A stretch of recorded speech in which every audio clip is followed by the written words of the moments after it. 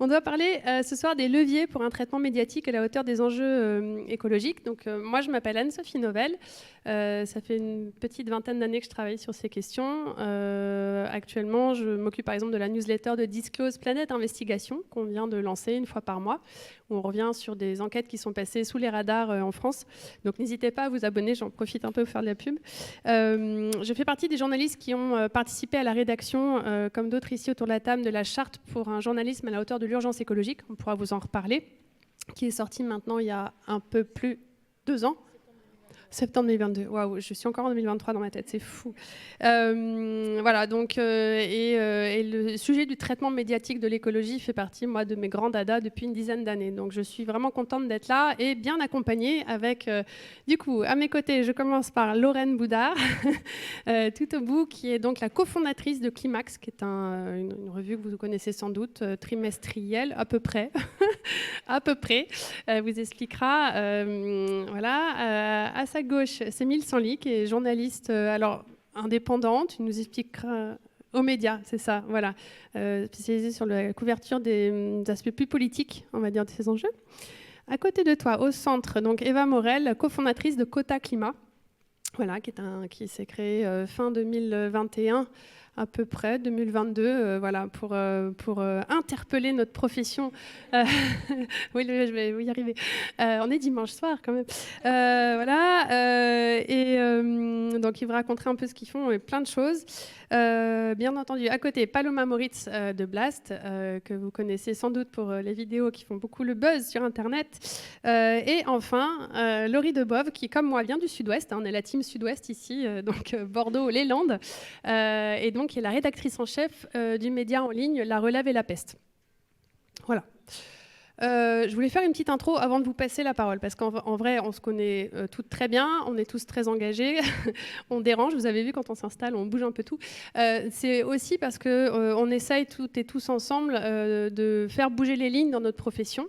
Si je dois juste faire l'introduction, sur ces 20 dernières années, il y a eu différentes phases dans le traitement de l'écologie dans les médias. Avec, pendant une première période qui date des années 70, on avait beaucoup de propagande et de marchands de doute qui ont un peu kidnappé le débat. Ça a été prouvé par des historiens des sciences, Naomi Oreskes aux États-Unis, Christophe Bonneuil en France, qui ont été révélés dans les archives d'Exxon ou Total, qu'en fait, on savait très bien ce qui allait se passer et que voilà, on a orchestré de faux débats avec des faux experts pour laisser entendre qu'il n'y avait pas de problème. Et dans les médias, ça s'est traduit par beaucoup de réflexions autour des raisons du changement climatique, est-ce vraiment lié aux activités humaines? Enfin, on a un peu perdu de temps à ce moment-là. Après, on a eu toute une phase où on a plus parlé des conséquences, mais sans jamais faire le lien avec les bouleversements climatiques. Donc, c'est en mode un peu couverture météo, sans faire le lien avec le grand film du climat. Et puis après, on a eu toute une phase où on parlait surtout des solutions et des réponses voilà, aux enjeux du siècle. Mais là aussi, c'était sans faire de rappel aux éléments causant ces problèmes. Voilà. Il y a des travaux qui ont été faits par Jean-Baptiste Combi, un sociologue qui a vraiment suivi ça. Et lui, une de ses conclusions était de dire que les médias ont véritablement dépolitisé la couverture de ces questions. Et donc, quand on a travailler sur la charte, un des enjeux était de dire qu'il nous faut aujourd'hui une grille de lecture transversale pour arriver à remettre du sens et à repolitiser tout ça, c'est-à-dire à permettre aux personnes qui regardent les informations de comprendre que l'on est face à un problème de société et que les leviers ne sont pas juste dans les éco-gestes ou l'action individuelle et que du coup ça relève de raisons plus systémiques et tous les enjeux sont là aujourd'hui et voilà.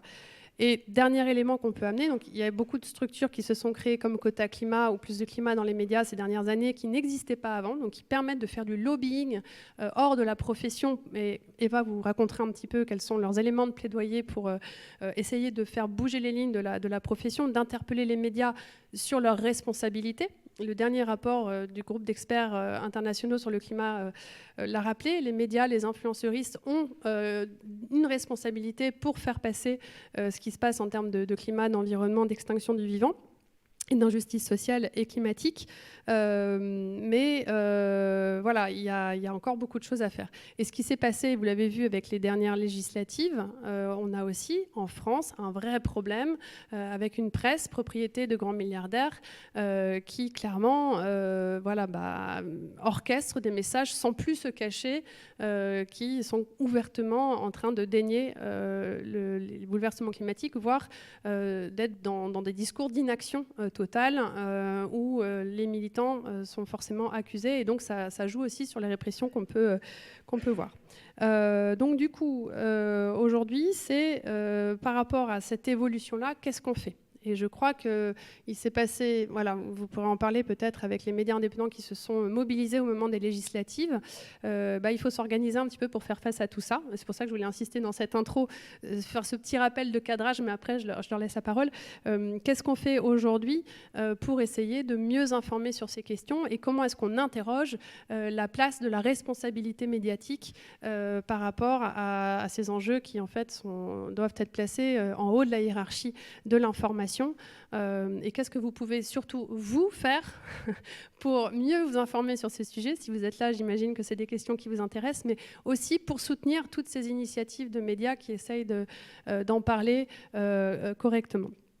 Donc, dans un premier petit tour de table, je voulais toutes, et toi, Sémile, vous interroger sur comment vous ressentez ce qu'on est en train de traverser en ce moment, là, depuis, par rapport à ces sujets.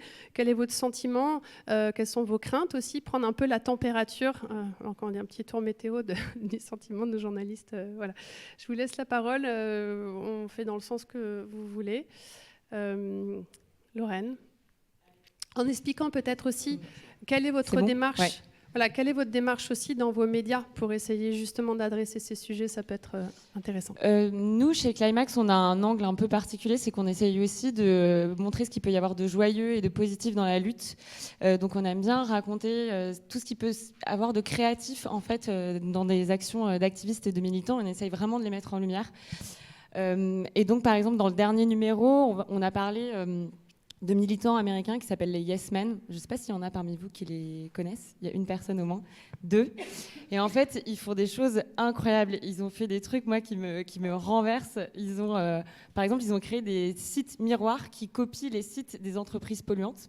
Et ils ont mis des contacts presse qui étaient en réalité leurs contacts à eux. Et ils se sont fait inviter sur toutes les télévisions nationales, notamment sur la BBC, en se faisant passer pour du coup des vraies entreprises polluantes.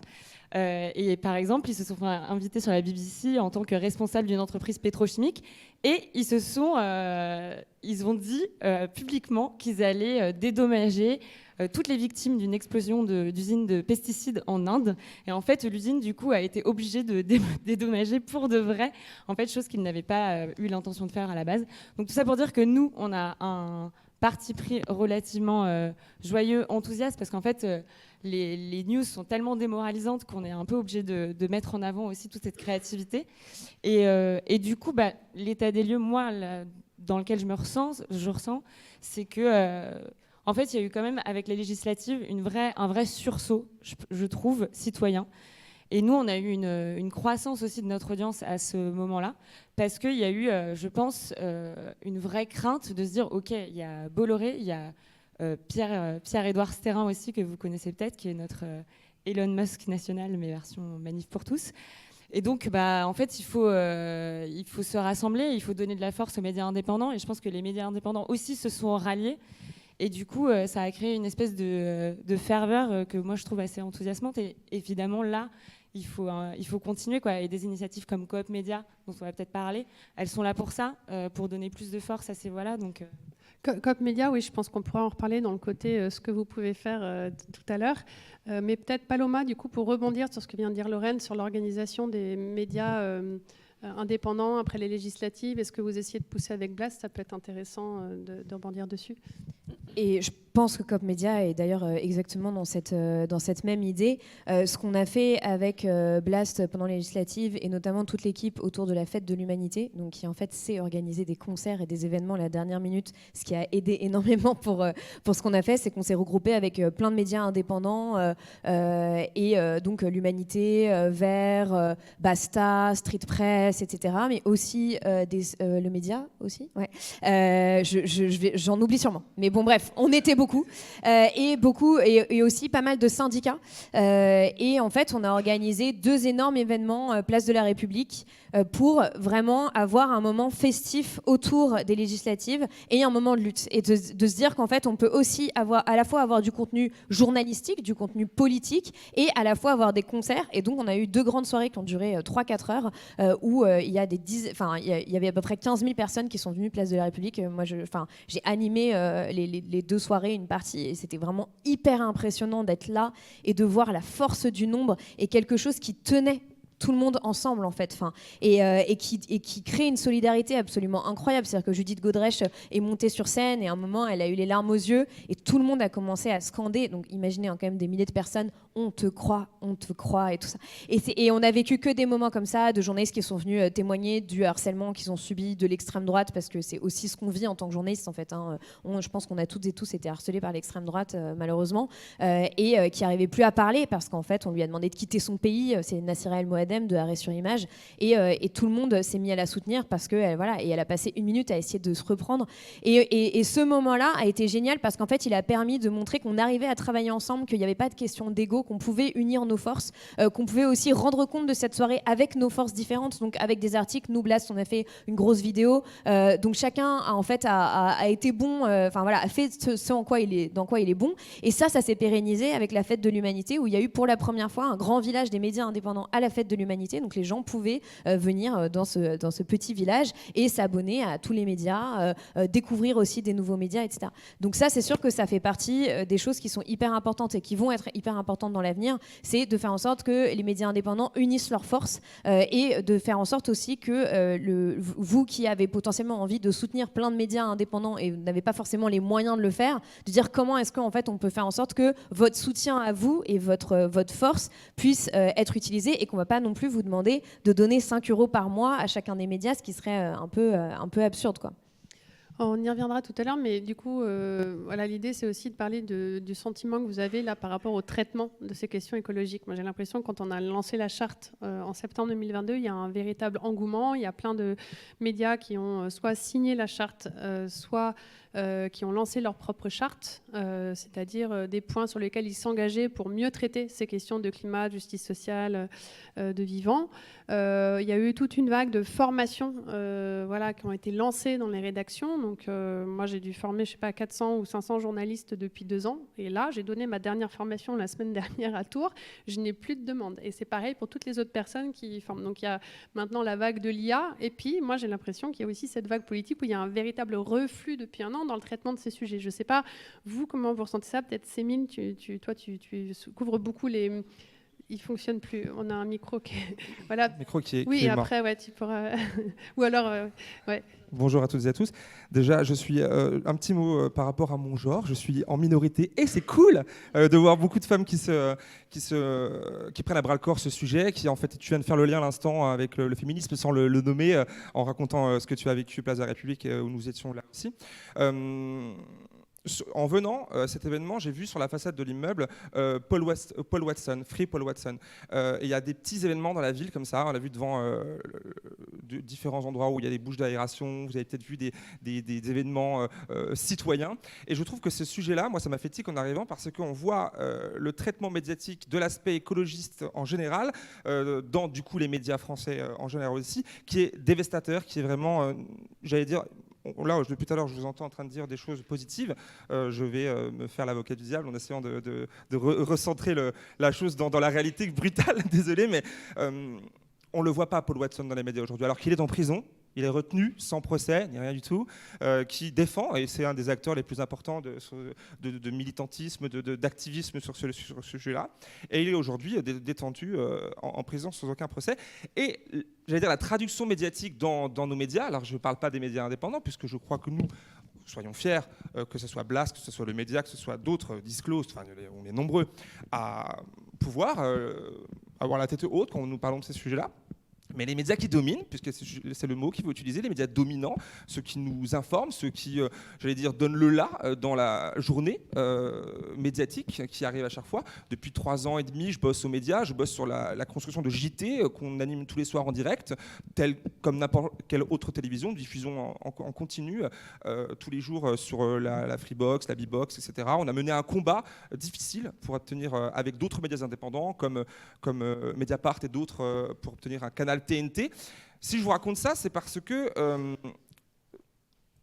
j'allais dire qu'il faut, avant de nous réjouir, il le faut, des combats qu'on mène et qu'on gagne, il faut qu'on ait conscience que dans quoi nous sommes, dans quelle matrice, le mot qu'on utilise souvent, c'est système, même s'il est galvaudé et que c'est un peu un mot qu'on utilise à tort et à travers. Je pourrais utiliser le mot modèle, le mot matrice, le mot, ma foi, société dans laquelle nous sommes. Et celle-ci est conditionnée par un degré de rentabilité, une grille de lecture qui nous conditionne à un choix qui n'est pas forcément celui qu'on veut faire en tant que journaliste au départ. Et même aux médias, aujourd'hui, je le dis avec la plus grande transparence, quand le matin nous retrouvons entre journalistes pour établir la grille de ce que nous allons aborder le soir dans le JT, il peut y avoir un sujet écologiste qui s'impose à nous. Et pourtant, nous sommes obligés de voir que dans les sujets dont ni Blast ni personne ne peuvent imposer, puisque nous ne sommes pas assez forts. Et c'est, je crois, le combat, pour servir le combat écologiste, et les autres sujets, puisque l'écologie et avec le social, j'en suis convaincu, et nous sommes tous, j'imagine ici, sont des sujets complètement liés. On ne peut pas mener l'un sans l'autre dans ces combats-là sur l'information.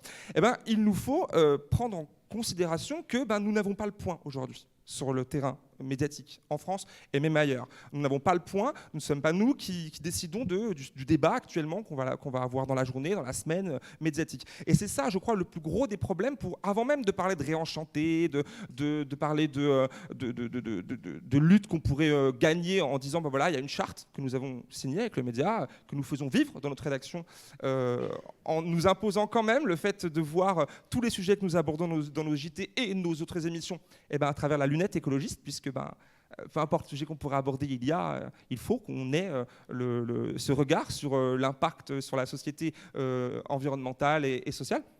Eh bien, ce combat-là a mené un combat qui est malheureusement énorme, mais que je pense, sans vouloir vous déprimer, parce qu'en vérité, ce n'est pas un sujet déprimant. C'est un sujet qui permet d'avoir l'ambition assez haute pour voir que le défi, il est global. Et c'est en ça que je voulais, en terminant mon intervention là maintenant, le sujet de Paul Watson était très intéressant, puisque l'échelle de ce monsieur, c'est juste un monsieur.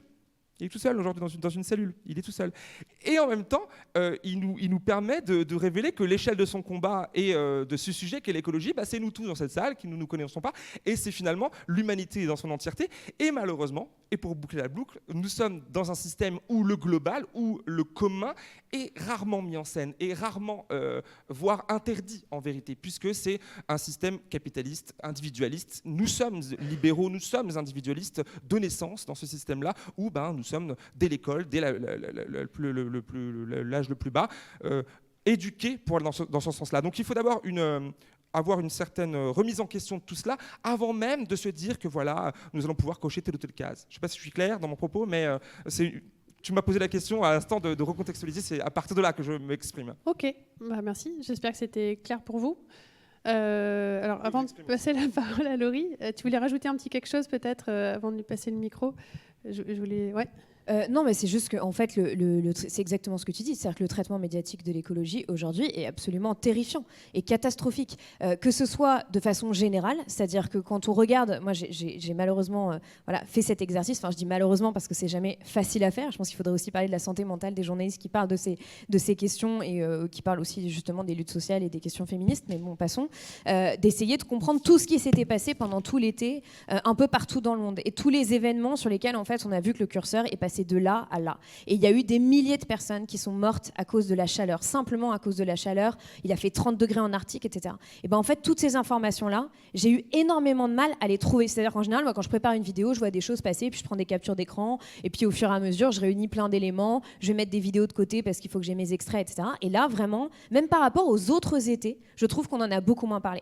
Et sur le traitement politique, c'est tout aussi alarmant, parce que aussi bien pendant les européennes que pendant les législatives, que pendant cette rentrée politique, l'écologie n'a jamais été un sujet. Pour les gens pour qui, en fait, c'est un sujet pour voter aussi, c'est très difficile, parce qu'il n'y a pas eu de débat à la hauteur de ces questions. Moi, j'ai malheureusement regardé tous les débats sur les européennes, parce que j'ai aussi fait une vidéo sur les européennes, et vraiment, les seuls moments où on parlait d'écologie, c'était pour parler du nucléaire, et c'était pour ou contre le nucléaire, et en gros, c'était vraiment les responsables politiques de droite qui déterminaient quel allait être le sujet du débat, et les journalistes n'ont jamais essayé d'imposer d'autres sujets dans le débat, alors qu'en fait, c'est au niveau européen que se décident énormément de choses et énormément de l'ambition qu'on va avoir plus tard et qu'on va avoir dans les années à venir. Et je pense que c'est très difficile, en fait, à partir de là, de se dire, mais en tant que citoyen, comment est-ce que je peux décider pour qui je veux voter si finalement l'une des choses qui me tient le plus à cœur, c'est l'écologie. Et donc là, pour moi, on a un moment où en fait les médias ne remplissent même plus leur fonction première, en fait, qui est de nous informer et de nous éclairer. Et pour terminer,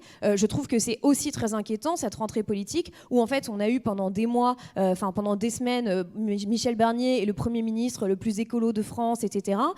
Et en fait on n'a jamais essayé de comprendre quel avait été le parcours de Michel Barnier, qui certes en fait a fait énormément en 93-95 pour l'écologie, et aussi quand il était ministre de l'Agriculture, il a fait le plan Éco-Phyto, la loi Barnier, vraiment c'est des choses très importantes, mais aujourd'hui ce n'est plus du tout sa priorité, et j'ai vu dans très peu de médias, à part les médias indépendants, un vrai traitement de en fait à quoi ressemble ce nouveau gouvernement sur la question écologique, et en quoi c'est absolument catastrophique, c'est un retour en arrière de 15 ans, et ça devrait tous nous alarmer. Et donc à partir de là, en fait, si les personnes ne sont pas informées, elles ne peuvent pas non plus aussi s'ériger contre ça.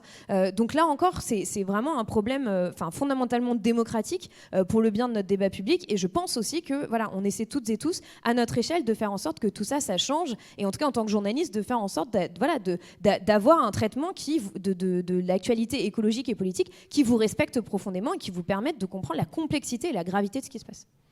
Laurie, alors avec La Relève et la Peste, tu peux rappeler ce que vous faites, oui, mais aussi comment tu perçois les choses, toi, de ton côté. Très bien. La Relève et la Peste, c'est un média indépendant en ligne spécialisé dans l'écologie. On a une équipe de journalistes qui sont dans toute la France et un petit peu en Europe et un petit peu en Amérique du Nord et en Amérique du Sud pour certains correspondants. Ça nous permet de vraiment partir des territoires et de comprendre et vivre leur contexte socio-économique pour mieux en parler et pour mieux les décrire. Nous, notre modèle économique, c'est qu'on est aussi une maison d'édition, donc on édite des livres journaux principalement, qui sont sur des thématiques très précises chaque année. Le dernier d'entre eux, c'est Océan, et il donne la plume à des scientifiques, des experts de terrain, des philosophes, des intellectuels, un magnifique photographe apnéiste aussi qui, lui, fait des photos en apnée à La Réunion pour sensibiliser aux cétacés.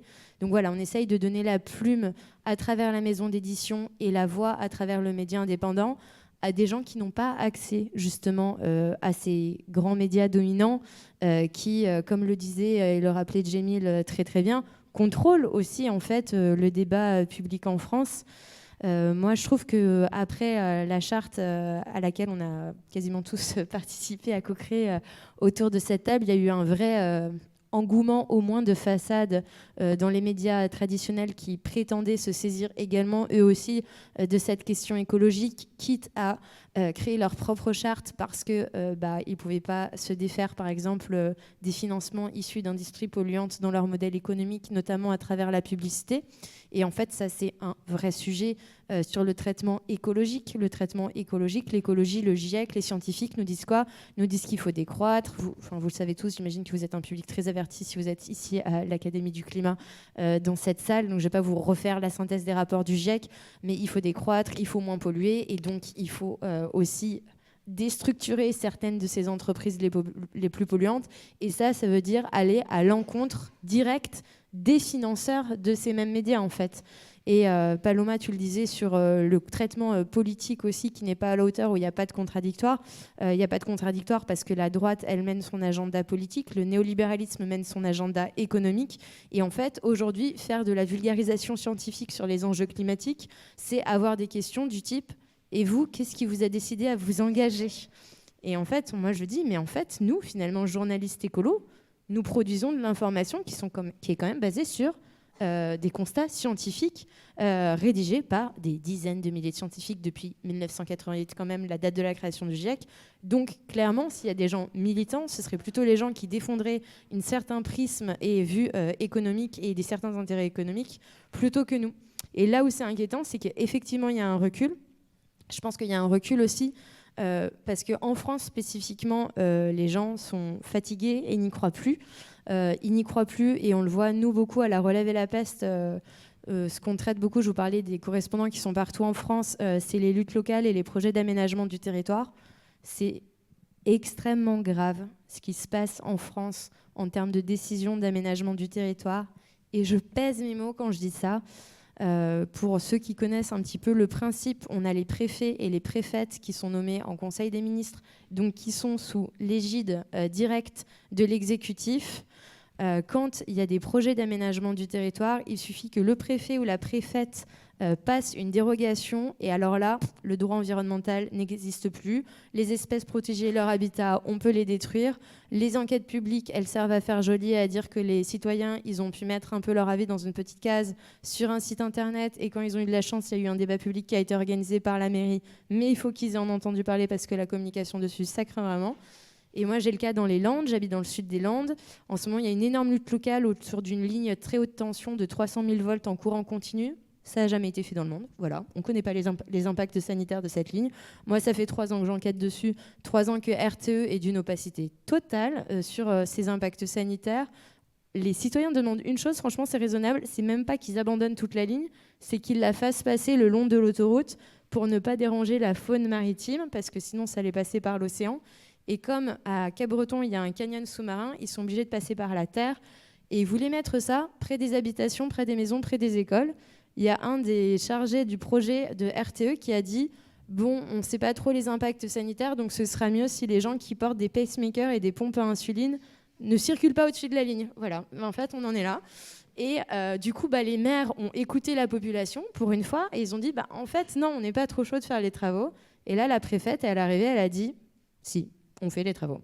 Donc, il y a des recours en justice qui sont déposés, il y a une lutte de longue haleine là, qui est en train de s'installer, mais c'est vraiment significatif de tous les projets d'aménagement du territoire en France, c'est-à-dire que les citoyens et les citoyennes n'ont plus la main en fait, sur ce qui se passe sur leur territoire, et les médias sont excessivement responsables de cette désinformation.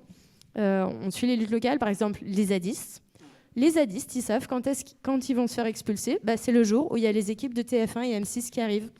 Parce qu'eux, ils ont reçu le petit communiqué de la préfecture qui dit « Aujourd'hui, on les dégage. Venez filmer, s'il vous plaît. » Et alors, moi, je veux dire que médias indépendants, pour avoir des nouvelles de la préfecture, faut que je me lève tôt, faut que j'aille les voir, faut qu'on aille les harceler. Enfin, c'est vraiment là aussi on voit la responsabilité politique dans la criminalisation des médias indépendants qui est faite, en fait, et de la même façon qu'on a une criminalisation du monde politique de la gauche dans son ensemble, à tel point qu'on a l'impression que maintenant, être de gauche, c'est un crime, ou être un média indépendant, c'est être militant. On est dans une guerre de l'information. Voilà, c'est un peu ça aussi. Tu veux rebondir Rebondis, et après, je passerai la parole à Eva. Peut-être avant de tomber... de choisir d'aller du côté du positif, je rajouterai une pierre au négatif en même temps. Tu parles à l'instant, Laurie, du côté politique et criminalisation, et aussi ma foi, de nos politiciens, de nos responsables politiques qui ne sont pas à la hauteur de l'enjeu. Quasiment chaque mercredi, enfin à l'époque où on avait un gouvernement, on en a de nouveau un, je vais au Conseil des ministres et au compte-rendu du Conseil des ministres pour poser des questions à la porte-parole du gouvernement. C'était Prisca Thévenot, jusqu'à quelques jours, il y a quelques semaines, maintenant c'est Maud Bréjon, un autre casting mais tout aussi intéressant, je pense, si vous connaissez un peu les personnes en question. Et pour vous raconter rapidement que l'écologie n'est pas du tout, c'est pas qu'elle n'est pas maltraitée, c'est qu'elle n'existe pas. Par exemple, la semaine dernière, fin septembre, c'était le premier Conseil des ministres de ce nouveau gouvernement Bernier. Bien sûr qu'on imagine bien qu'il ne soit pas à la hauteur, mais premier Conseil des ministres, il aurait fallu au minimum, au niveau communication, de nous faire croire à nous journalistes présents en salle de presse à ce moment-là, que la question de l'écologie allait être... on se souvient de Macron, c'est le prochain quinquennat sera écologiste ou ne sera pas, monsieur est champion de la Terre, blablabla, bien sûr champion de la Terre, de l'hypocrisie, absolument pas de l'écologie. On le sait, mais quand même, lorsque vous vous y rendez j'ai fait quasiment une saison là-bas, tous les mercredis. Vous voyez que les torts sont partagés. Et je reviendrai très rapidement sur le fait que ça s'inscrit dans un système. C'est difficile de garder juste l'angle du « c'est la faute du politicien » ou « c'est la faute du média ». C'est la faute de tout le monde, et même de nous quelque part, puisque nous sommes consommateurs de ce que produisent les politiciens et nous, les journalistes. C'est-à-dire que dans cette salle de presse, ni l'un d'un côté ni l'autre s'intéresse à la question. Nous, journalistes, nous pourrions poser des questions. Et tu le fais? Alors moi, je le fais, mais je suis quasiment le seul. Il y a des longues semaines où je suis le seul, réellement. J'ai un exemple rapide, c'est, vous vous souvenez sans doute, quand Macron avait promis que nous allions pouvoir tous voyager en train illimité en France, comme en Allemagne, pour 49 € par mois, etc. Vous vous souvenez de ça? Bien sûr. Je vois un papier passer, que ça allait être mis en place, je prépare ma question, j'y vais, je pose à Prisca Thévenot cette question. D'ailleurs, le passage vidéo a beaucoup été vu en ligne, et depuis, ça a changé. Maintenant, on ne peut plus poser nos questions, ça sera un autre sujet si vous voulez en discuter plus tard. C'est plus possible de faire ce genre d'entretien. Eh bien, c'était une mauvaise nouvelle, c'est-à-dire que c'était plus 49 € par mois, c'était presque 50-55 €, et surtout, c'était que 2 mois, juillet, août, juste pour les jeunes de moins de 26 ans, donc plus pour tous les Français, juste un test. Vous voyez, et uniquement sur des trains et pas des autres, etc. Il y a vraiment une volonté de communiquer, et mal, sur la question écologiste, et à des années-lumière. Tu parlais de l'aménagement du territoire. Effectivement, les faits nous le rappellent, on n'est pas du tout à la hauteur. Mais c'est pour vraiment que vous soyez au parfum que les personnes qui produisent le sujet politique, le sujet médiatique de la journée, donc ce sont les 15 journalistes qui sont là, le mercredi par exemple, à ce Conseil des ministres, ne s'intéressent pas. Et pas parce qu'ils sont méchants ou parce qu'ils ne sont pas intéressés, c'est parce qu'ils savent, de par leur rédaction, que c'est un sujet qui ne porte pas. Donc c'est quelque part, en soi, la balle est dans le camp du public qui, mobilisé, peut faire en sorte de dire que c'est un sujet qui intéresse, c'est un sujet qui est important, et qui peuvent faire cette exigence, cette injonction auprès des journalistes. Ils sont tous accessibles, hein. Vous allez voir, vous savez qui est. Vous allez sur Twitter, vous les notifiez, vous êtes 15, 20, et à lui dire le même message, pose cette question, et ça sera fait. Mais je ne sais pas si vous voyez ce que je veux dire, mais on a tous un rôle à jouer dans la construction du débat, en vérité. Oui, sachant que, voilà, après je passe la parole à Eva, mais j'ai l'impression que dans les services économie et politique des médias, on n'a pas forcément des journalistes qui sont bien formés et du coup qui suivent aussi l'agenda imposé par les politiques. Donc on rentre dans un triangle de l'inaction d'une certaine manière. Il faudrait peut-être mieux former les journalistes politiques à justement avoir cette vision transversale. On ne peut pas ignorer ça aujourd'hui. Oui. On ne peut pas l'ignorer, mais force est de constater que c'est pas forcément. On reste encore dans le prisme du PIB, de l'emploi et d'une vision court-termiste. Eva. C'est juste un point de complément avant de répondre à la prochaine question. Je pense qu'il y a un sujet. Enfin, nous, on échange beaucoup avec des journalistes d'un point de vue citoyen. Donc, moi, je ne suis pas journaliste. Explique ce que vous êtes, vous faites avec Quota Climat. Quota Climat, on a un collectif initialement de citoyens qui sont désormais une association avec des personnes salariées. Donc, la posture de citoyen, je pense qu'elle est un peu difficile à assumer désormais. On est plutôt un corps intermédiaire, si on veut.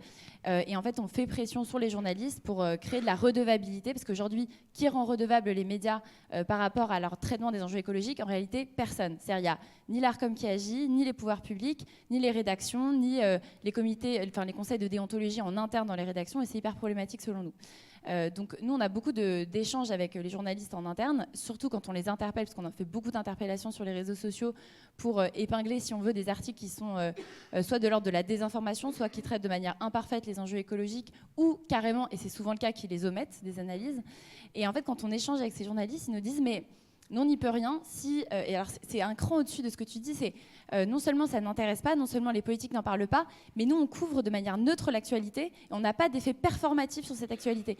Et nous, c'est vraiment le sujet sur lequel on les interpelle le plus. On dit, mais dans quel monde est-ce que vous vivez? Dans quel monde est-ce que vous pensez que si vous ne posez pas des questions aux responsables politiques lors de débats politiques sur les enjeux écologiques, qu'ils vont être incités à les incorporer dans leur programme? Mais bien évidemment que non. Si vous allez dans des conférences de presse et que personne ne lève la main pour inciter à se perfectionner sur ces éléments et à répondre à des questions qui sont en fait de l'ordre de l'intérêt général. Mais bien sûr que ça ne les intéresse pas de répondre. Ils n'ont aucun intérêt électoral, économique à le faire.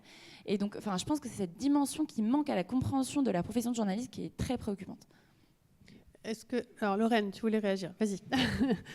En fait, moi, je voulais réagir sur la criminalisation dont parlait Laurie tout à l'heure, à la fois des médias, mais aussi des activistes environnementaux. Moi, il y a un exemple que je trouve hyper parlant et dont on parle dans le dernier numéro de Climax et que j'ai découvert il n'y a pas très longtemps. C'est l'histoire d'un procès qui a eu lieu en 2001. En fait, c'est des activistes bretons et toulousains qui se sont introduits dans le château de l'ancien PDG de Total, c'était Thierry Desmarais.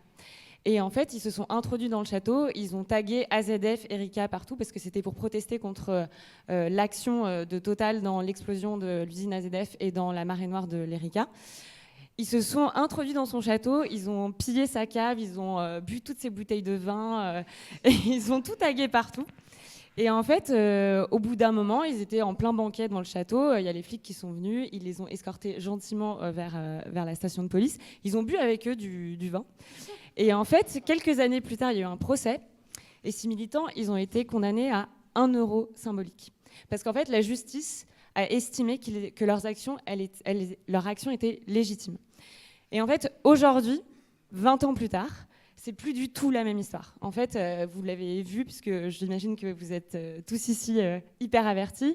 Il y a 2 militantes écologistes, alors c'était pas en France, en Angleterre, qui ont été condamnées quand même à 2 ans et 20 mois de prison ferme pour de la peinture sur une vitre. Et donc je trouve que de voir en fait cet écart qui s'est creusé en quelques années, c'est hyper parlant. Et en fait, aujourd'hui, j'ai l'impression qu'on baigne dans une espèce de monde parallèle où on considère que c'est normal en fait cette criminalisation, alors que l'histoire nous prouve que ça n'a pas toujours été le cas. Voilà. Je peux me permettre de répondre directement derrière. Ah, t'es peut-être levé devant moi. Par rapport à ça ? Oui, je ferai après toi. Non, en fait, ce qui est fou, et c'est exactement ce que tu dis, c'est qu'il y a une inversion de la culpabilité aujourd'hui. C'est-à-dire qu'en fait, on a presque l'impression, et c'est le cas à la fois avec les écologistes dans le monde politique, mais à la fois avec les militants écologistes, c'est-à-dire qu'en fait, on va expliquer que les feux de forêt sont la faute des écologistes, et finalement que ce sont les écologistes qui foutent le bordel partout, quoi. Que ce soit Just Stop Oil, donc ces militants, qui d'ailleurs, en fait, c'est très préoccupant parce qu'au Royaume-Uni, il y a de plus en plus de prisons fermes pour des actions, même parfois pour juste avoir organisé un blocage de route sur Zoom. Donc là, on arrive quand même à des niveaux qui sont hallucinants quand on sait qu'à côté de Jeff Bezos ou Patrick Pouyanné reçoivent la Légion d'honneur en France. Hein. Et Jeff Bezos, ça a été moins médiatisé, mais c'est le cas, hein, il a bien reçu la Légion d'honneur. Et on voit exactement la même chose sur la répression justement des luttes locales et des militants écologistes. C'est-à-dire que c'est ce qu'on a vu à Sainte-Soline, c'est ce qu'on voit avec la 69 en ce moment, c'est-à-dire qu'il y a une répression mais hallucinante des militants donc contre cette autoroute qui devrait relier Toulouse à Castres. Et en fait, ils sont obligés de devenir leurs propres médias tellement ça n'intéresse pas les médias. Donc ils passent leur vie à se filmer eux-mêmes en montrant les agissements des policiers pour essayer de faire en sorte qu'on en parle. Et en fait, maintenant, il y a vraiment quelque chose de... Comme cette lutte dure depuis longtemps, au tout début, il y avait un peu de traitement médiatique et maintenant, plus personne n'en a rien à faire. Et en fait, c'est ça qui est terrible par rapport à tout, c'est qu'on a l'impression que tout s'inverse. Et pour terminer, justement, pour expliquer aussi la question du traitement médiatique, enfin politique de l'écologie et donc médiatique, on entend de plus en plus aussi cette idée qu'il y a un backlash. Donc il y a un retour de bâton et qu'en fait, les citoyens ne veulent pas de la transition écologique, ça ne les intéresse pas, ils ne veulent rien changer à leur mode de vie. Et en fait, il y a des chercheurs, dont un chercheur qui s'appelle Theodore Talent, qui a travaillé sur cette question et qui a montré qu'en fait c'est totalement faux, que ce sont en général les politiques, et donc les responsables politiques, on va le dire, hein, voilà, qui défendent le statu quo aujourd'hui, donc qui sont plutôt du côté de la droite ou de l'extrême droite, qui en fait inventent ce retour de bâton, alors que si on regarde toutes les études d'opinion depuis en fait les 15 dernières années, il y a une progression assez constante en fait du fait que la question écologique reste une priorité pour la plupart des gens, reste pour eux une nécessité justement qui doit créer des politiques publiques plus exigeantes, et ça ne bouge pas. En revanche, ce qui a été montré aussi justement par ces chercheurs, c'est que ce n'est pas acceptable pour des gens de se dire, j'en sais rien, on enlève tous les vols intérieurs en France si des hommes politiques ou des grands chefs d'entreprise continuent eux tranquillement à prendre des jets privés. Donc il y a la question aussi du partage de l'effort et de la responsabilité, et aussi de se dire, en fait, si on a un personnel politique qui ne s'applique même pas des choses qui nous obligent à nous de faire, en fait là on ne peut pas accepter ça. Mais donc voilà, le retour de bâton, il est orchestré, enfin il est imaginé et mis en scène par les politiques et mis en scène par les médias aussi, qui traitent les écologistes de tous les noms. Là il y a pas longtemps, il y avait Jean Quatremer, vous aviez mis l'extrait sur Twitter, qui disait que les écologistes étaient des communistes et qu'ils étaient tous fous. Enfin, on en vient à des niveaux de caricature, c'est vraiment délirant. Moi j'ai vraiment l'impression que voilà, le monde s'est inversé, quoi. Alors, une petite réaction, et après je vais revenir à Eva pour des questions. C'est bien, c'est complémentaire, parce que ce que je veux dire, t'es positif pour une fois. Ouais. C'est-à-dire que si on assiste à ce qu'elle décrit à l'instant, ce que vous décrivez à l'instant très justement, c'est-à-dire cette réponse violente des pouvoirs publics et des pouvoirs aussi médiatiques, donc politiques en général, c'est pour moi un bon signal. Ça veut dire qu'aujourd'hui, contrairement à il y a 10, 15, 20 ans, il y a plus de monde qui sont au courant de ce qu'il se passe, de ce qu'il faut faire, et qu'ils s'engagent, que ce soit dans l'information, puisque les militants sont certes malmenés, mais les journalistes qui sont, j'allais dire, engagés sur ce sujet-là. J'ai pu, à plusieurs reprises, être victime aussi d'autres personnes, des grenades sur le visage, dans les jambes. On a tous subi ce genre de choses. Donc pour moi, à la fois c'est terrible et c'est violent, et à la fois c'est un signal positif, puisque nous avons là un rapport de force qui s'accentue. Certes, c'est difficile à vivre et à voir, mais on peut voir le verre à moitié plein ou à moitié vide. Je le vois à moitié plein. C'est que plus il y a de monde dans le combat écologiste, plus il y a forcément, plus que les intérêts politiques en place sont pas alignés sur cet intérêt-là, alors que écologiquement on a tous les mêmes intérêts normalement. Il y a cet aspect-là qui est positif, et je voulais le signaler. Oui, voilà. C'est important de rappeler que les rapports de force s'intensifient à mesure que l'urgence aussi se rapproche. Eva, peut-être qu'avec toi, on peut faire un point sur des ordres de grandeur, parce que là, on est entre médias indépendants, avec des audiences qui n'ont rien à voir avec la télé et la radio qu'on dit mainstream ou dominante. Et justement, vous, c'est ce que vous avez... Oui, alors, c'est pas les mêmes publics, mais justement, on va y revenir. Qu'on remette un peu aussi, qu'on quantifie, ça peut être important. Voilà, donc vous ciblez tous les médias, mais plus particulièrement quand même un peu plus la télé et les médias mainstream. Est-ce que tu peux nous expliquer vos leviers d'action, à la fois sur la réputation, à la fois sur le plaidoyer que vous menez, et surtout sur les outils que vous êtes en train de développer aujourd'hui? Oui, tout à fait. En fait, la raison pour laquelle on touche plutôt les médias mainstream, c'est parce que ce sont ceux qui normalisent l'information, qui permettent de transmettre des messages et de dépasser les bulles de filtre auxquelles on est confronté en ligne. Et donc, non pas que les médias indépendants ne fassent pas un travail fabuleux, mais en fait, à la limite, congratuler en permanence les mêmes, ce serait un peu... Enfin voilà, le serpent qui se mord la queue. Juste en ordre de grandeur, donc tu disais, on produit de la donnée. On a développé un observatoire qui va sortir le 7 novembre, qui sera en accès libre. Tout le monde pourra savoir en permanence dans quels médias audiovisuels on en parle plus ou moins. On aura des classements de médias. On pourra savoir quel est le pourcentage de temps d'antenne global accordé aux enjeux écologiques et son évolution dans le temps. Pour vous donner un ordre de grandeur, depuis janvier, la couverture médiatique des enjeux écologiques dans les médias audiovisuels français, elle a diminué par 2. Et on parlait de à peu près 3% de temps d'antenne. Donc là, on parle de à peu près 1,5% de temps d'antenne, ce qui est absolument rien en comparaison des enjeux et de d'autres thématiques qui occupent l'espace public. Et notamment quand on voit des polémiques qui peuvent saturer l'espace médiatique à hauteur de 20-30%, on se dit que vraiment, pour une crise qui menace notre civilisation, c'est quand même ridicule, quoi. Et là, quand je dis 3%, c'est pas juste des contenus qui citent le mot climat. Hein. C'est vraiment, on a un ensemble de mots-clés, une centaine de mots qui sont pris en compte et qui parlent aussi quand on parle d'énergie, d'agriculture, etc. Donc c'est tout ça pris en considération. Ça fait 1,5% de temps d'antenne. Enfin, ça, c'est pour remettre un petit peu les idées en place de... Quand on a l'impression qu'on voit tout le temps l'actualité anxiogène passer, en fait, on est juste une minorité, enfin une ultra-minorité. Et ensuite, après, quand on va un petit peu plus en profondeur dans la donnée, on voit qu'il y a des grosses disparités entre médias. Alors, sans surprise, les médias publics en parlent plus que les médias privés. En revanche, on peut avoir l'impression que les médias publics en parlent beaucoup plus. En fait, non, pas trop. C'est un écart de à peu près 1%. Donc, ça permet aussi de resituer. Et par rapport aux chartes d'engagement qui ont été prises récemment, en fait, les chartes d'engagement sont en réalité très peu suivies d'actions. Et il y a très peu de critères de suivi, d'évaluation en interne chez les chaînes, qui ne permettent pas en fait de s'assurer que ce soit vraiment en progression constante. Nous, c'est la raison pour laquelle on produit de la donnée. En parallèle de ça, on écrit une proposition de loi qui a été rédigée avec l'Institut Rousseau, donc ça fait déjà 1 an qu'on la porte à bras-le-corps. Ça a été hyper compliqué parce qu'il y a la dissolution, donc on a dû remobiliser les troupes après la dissolution. Mais on a des députés de tous les groupes politiques de LFI à Horizon qui signent la proposition de loi à l'heure actuelle, dont une présidente de commission et bientôt 2, on l'espère. Et l'idée, c'est que ça soit déposé très prochainement. Ce qu'on propose, c'est que l'ARCOM ait plus de compétences pour statuer lorsqu'il y a de la désinformation environnementale. Je pense qu'un sujet qu'on a très peu évoqué aussi, enfin, tu disais tout à l'heure qu'il y a plus de connaissances et plus de mobilisation, enfin plus de soutien pour ces sujets. En fait, il y a aussi de plus en plus de personnes qui croient dans des fausses nouvelles qui sont propagées par certains responsables économiques et politiques, et souvent encore dans les médias. Enfin, je pense que c'est une réalité auquel on n'est pas confronté quand c'est pas notre média de prédilection, mais ce n'est pas contredit par les journalistes. Et enfin, moi j'ai un exemple qui m'a beaucoup frappé dernièrement sur France Info, sur une heure de diffusion, je crois que c'était à 19 ou ouais non, ça devait être à 21h. l'émission L'heure américaine, il y a un intervenant qui est le représentant de Trump en France, qui a 3 fois d'affilée expliqué que le réchauffement climatique n'était pas d'origine humaine. Personne sur le plateau n'a rien dit. Et ça, c'était assez frappant. Donc ensuite, la rédaction a bien sûr compris que c'était une erreur, ils se sont rectifiés par la suite. Mais c'est pour montrer que ça se passe encore et que les journalistes trouvent ça normal de laisser dire ce genre de choses qui sont considérées comme des opinions et pas de la désinformation. En fait, il y a une différence fondamentale en démocratie entre les deux et les médias sont supposés être les garants. Donc en fait, s'il y a de la désinformation en ligne, les médias sont supposés être ceux qui font barrière pour que ça pénètre l'opinion plus profondément. Et là, ce qu'on est en train de voir, c'est que c'est en train d'être le cas. Donc nous, on propose dans cette proposition-là de renforcer les compétences de l'Arcom, de créer un observatoire concret en parallèle de manière non législative, mais avec nos petites mains. Et dernière chose, on propose de créer un quota en période électorale, d'où le nom de l'association initiale, pour qu'on perce le mur du son dans ces périodes démocratiques fortes et que les candidats soient interrogés sur ces questions lors des débats. Juste pareil, il y a une information assez choc, mais en 2022, c'était la première fois qu'une question était posée sur l'écologie en débat d'entre-deux tours présidentiels.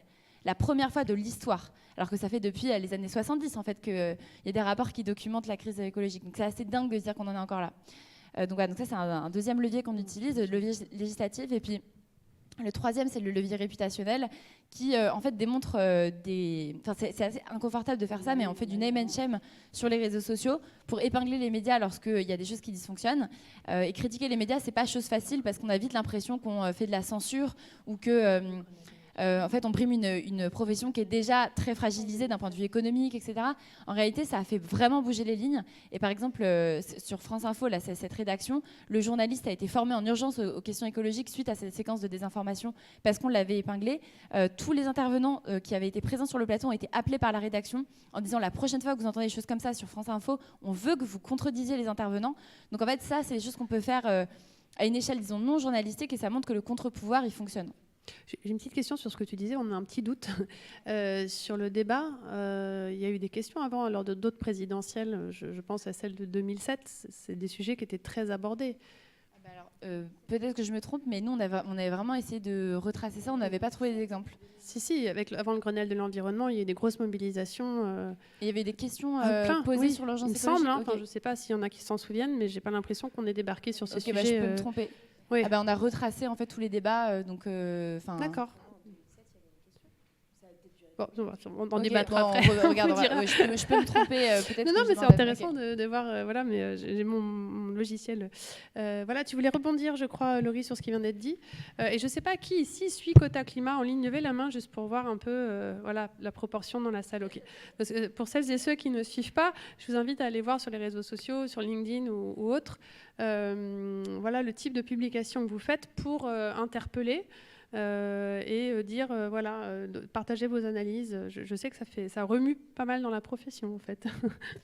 Effectivement, sur cette question d'absence de contradictoire ou de correction, là le gros cas qu'il y a eu récemment, c'est Mathieu Kassovitz sur France Inter qui a pu dire en toute tranquillité, vous l'avez sûrement vu passer, que il n'y avait pas de pollution, quoi. La pollution n'existe pas. Bon, alors c'est très gentil pour toutes les personnes atteintes de cancer dans le monde d'aujourd'hui de dire ça. Et ça, effectivement, le journaliste ne l'a pas contredit. Mais au-delà du fait qu'il ait dit n'importe quoi, il y a aussi quelque chose de l'ordre de la légitimité et de la posture. Pourquoi on demande son avis à un artiste sur la pollution, puisqu'il n'y connaît peut-être pas grand-chose par définition. Donc ça, c'est une première chose. Et il y a une deuxième chose aussi. Je pense qu'on peut aussi avoir un regard un peu critique des fois aussi dans l'écologie, c'est qu'on parle tellement du mot écologie et il est tellement devenu un épouvantail, en vrai, c'est vrai, malheureusement pour la plupart des gens en campagne, personnellement, je le vois beaucoup, c'est écolo, c'est un repoussoir, quoi. On arrive, on dit je suis écolo, oulala, je vais pas vous parler en fait. Par contre, on en arrive, on leur dit alors on est là pour débattre de comment on produit de la nourriture, de comment on se loge sur le territoire. Moi j'habite sur une zone littorale et je peux vous dire qu'il y a énormément de problématiques liées au logement, à la gentrification et à l'accaparement du foncier par une petite minorité de personnes. Ça en fait c'est un enjeu social avant tout qui touche les gens dans leur quotidien, mais c'est aussi un enjeu écologique parce qu'en fait en France l'habitat il est responsable à 68% de la disparition des terres parce qu'on construit toujours plus alors qu'on est en même temps le pays champion du monde des résidences secondaires, 3,2 millions de résidences secondaires en France, c'est le pays au monde où il y en a le plus par habitant. On n'a pas besoin de construire autant, des logements, il y en a, ils existent. Et en fait, moi, je pense aussi que finalement, et ça, c'était l'un des points de la charte pour un journalisme à la hauteur de l'urgence écologique, l'urgence, elle est telle que ça devrait être quelque chose de transversal à chaque fois dans les débats de société, sans forcément avoir même besoin de brandir quelque part l'urgence et la gravité de ce qui se passe, mais simplement de considérer un projet pour ce qu'il est, de ce qu'il va consommer en termes de ressources, pour quels usages, à destination de qui, quelles populations vont être impactées. En fait, je pense qu'on peut aussi parler d'écologie sans prononcer quelque part le mot écologie, et que ça peut permettre de rallier plus de gens à concrètement comment on transforme les quotidiens et ce que ça veut dire tout ça. Et ça, malheureusement, alors déjà que l'urgence écologique, elle est vraiment pas intégrée au sein de toutes les grandes rédactions des gros médias. La transversalité, on en est encore très très loin. Mais pour ramener des gens qui ont été trop effrayés ou qui ont trop écouté ce discours de criminalisation de l'écologie, je sais que c'est un vecteur de transformation hyper puissant. Donc on commence à aborder déjà un peu des pistes de solutions, de priorités à mettre en place. J'aimerais du coup, tu viens de lancer un peu que vous en parliez tous les quatre. Et après, je pourrais vous passer le micro. Vous pourrez poser vos questions. Donc voilà, quelles sont pour vous les priorités, les choses à faire, vu le contexte que l'on vient de décrire un petit peu? Très rapidement, je pense qu'il y a vraiment un enjeu réputationnel pour les médias aujourd'hui. Ils n'ont pas envie d'avoir une mauvaise image et c'est ce que vous faites très bien avec Quota Climat. Mais en fait, on peut le faire toutes et tous en tant que citoyens. Là, il n'y a pas longtemps, l'Arcom, parfois, ça fonctionne. Il n'y a pas longtemps, CNews a été condamné à payer une amende de 20 000 € parce qu'il y a un économiste, Philippe Erlin, qui a expliqué que le réchauffement climatique n'existe pas. Bon, il se trouve que c'était aussi un gros soutien de Éric Zemmour pendant la campagne présidentielle, cet homme, et qui est un climato-sceptique notoire qui relaie à peu près toutes les publications des climato-réalistes, qui est l'association la plus connue des climato-sceptiques en France, etc. Donc voilà, parfois ça fonctionne aussi d'écrire au médiateur en fait, d'une radio ou à la médiatrice. Enfin, en fait, il y a des moyens quand même d'interpeller ces médias et on voit bien à quel point ils réagissent vite. Donc ça, je pense que c'est déjà une première chose. La deuxième chose, c'est d'essayer aussi de donner de l'écho à du travail d'importance qui est fait sur les questions écologiques et donc le travail aussi des médias indépendants. Souvent, on lit un article, on voit une vidéo, voilà, on voit des choses passer, on les trouve super, on le lit, on a appris quelque chose, mais on pense pas forcément à le partager ou même à l'envoyer à quelqu'un si on n'est pas à l'aise avec les réseaux sociaux, mais en tout cas à faire en sorte que l'information elle circule. Enfin voilà, nous on n'existe que grâce à ça. Plus il y a de personnes qui connaissent notre travail, plus en fait elles vont s'abonner, plus elles vont nous soutenir, et plus aussi on va pouvoir imposer un autre agenda politique et médiatique. En fait, on va pouvoir imposer des sujets dans le débat public. Et ça, moi je pense que les médias indépendants ont la puissance de le faire et on l'a déjà vu par le passé.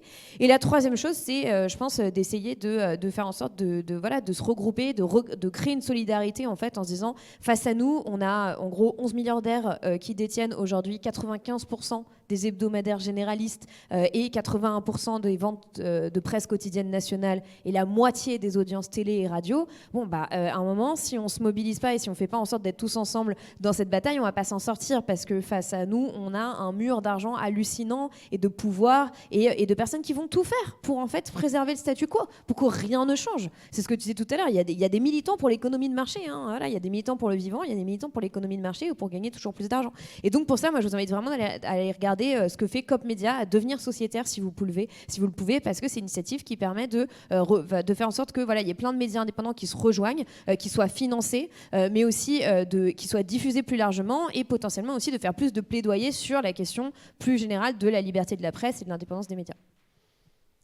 Merci Paloma. Parce que moi j'ai un peu dit mais en réalité. Oui, voilà, peut-être. Pour aller très vite aux questions ensuite, parce qu'on n'a pas beaucoup de temps, ce que tu viens de dire, je le partage complètement, Paloma. Je rajouterais peut-être que ce combat-là, pour rendre les médias plus utiles, on nous appelle souvent le quatrième pouvoir, et c'est vrai que nous sommes censés l'être. Le rôle citoyen est hyper important, puisque c'est en résumant un peu le... Malheureusement, c'est David contre Goliath, le pot de terre, le pot de fer. Effectivement, ça paraît un peu négatif de le dire comme ça, mais c'est le cas. Ça devrait nous donner de la force plutôt que de nous déprimer. Et parce que des combats, on en gagne régulièrement. Et c'est de se rendre compte qu'il y a un combat, j'allais dire, politique avant tout, dans lequel s'inscrit le combat médiatique. Les médias, c'est pas magique. C'est dans la société en général. Et si vous n'êtes pas là à soutenir, comme elle le dit, Paloma, comme nous le disions tous à l'instant, ce que les médias dans lesquels vous croyez, que vous pensez être les meilleurs dans leur travail, effectivement, on ne peut pas faire grand-chose, puisque c'est inscrit dans ce combat contre l'individualisme et le capitalisme, en vérité. C'est ça le sujet. Hein.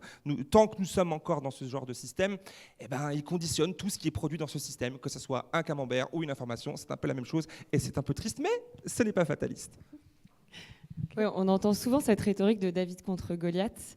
Moi, je trouve ça intéressant parce que, genre, est-ce que quelqu'un sait pourquoi David gagne ? Parce qu'il gagne grâce à la foi de Dieu. Et en fait, moi, j'ai pas envie de me reposer sur Dieu pour gagner face à Goliath.